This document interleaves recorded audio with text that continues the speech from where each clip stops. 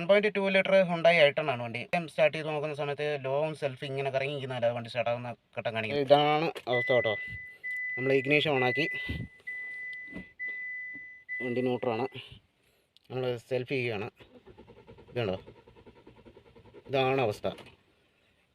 Self ആവുന്നുണ്ട്, പക്ഷേ വണ്ടി സ്റ്റാർട്ടാകത്തില്ല.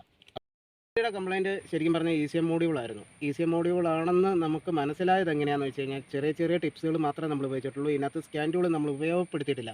കാരണം വെച്ചാൽ അതില്ലാതെയാണ് നമ്മൾ പോയത്.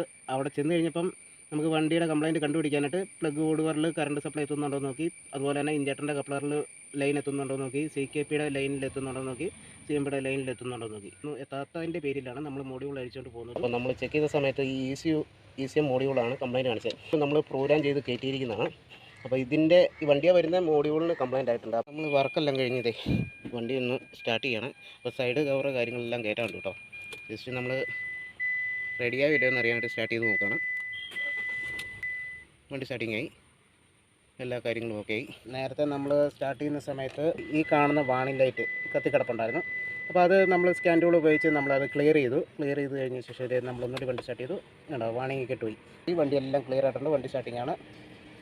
അപ്പോൾ ഇങ്ങനത്തെ ചെറിയ ടിപ്സുകളൊക്കെ ഉപയോഗിച്ച് കഴിഞ്ഞാൽ നമുക്ക് ഇങ്ങനെയുള്ള കംപ്ലയിൻറ്റുകളൊക്കെ പെട്ടെന്ന് കണ്ടുപിടിക്കാം കേട്ടോ.